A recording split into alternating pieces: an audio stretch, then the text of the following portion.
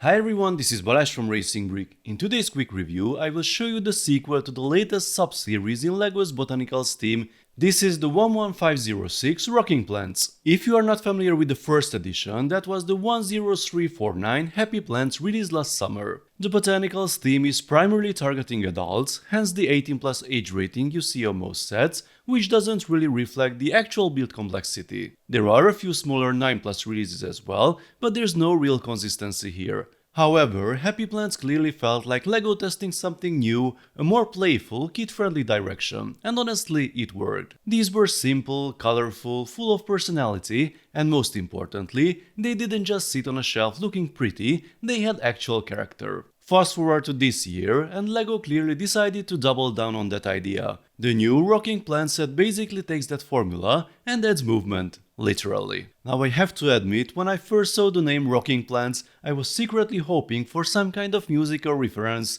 you know, like headbanging flowers, maybe a tiny metal concert on your desk, but unfortunately they don't rock that way. Instead, you get two new plants here, both with these rounded bases that let them move like those old school wobble toys. It's a tiny feature, but it adds a lot to the personality. Compared to Happy Plants, the build is very similar in complexity, still quick, still beginner friendly, still very satisfying. The color choices pop really nicely, these are definitely display pieces, but in a much more fun, less serious adult decoration kind of way. Now I have to admit, I'm absolutely terrible at identifying flowers, but if you are into that, LEGO actually includes the exact species in the manuals, which is a really nice touch. Side by side with the original Happy Plants, you can really see what LEGO is doing here. This is basically turning into a mini collectible sub-theme. Bonus points for being swappable, you can put any plant in any Happy Planter. These are affordable, quick builds, super giftable, and they work for both kids and adults who don't want another massive flower bouquet on their desk. If I had to nitpick, there's still not a ton of building challenge here, so don't expect anything groundbreaking, but that's clearly not the point. This is LEGO leaning into charm, personality, and just a bit of playful interaction, and honestly, I'm all for it. If they keep expanding this lineup,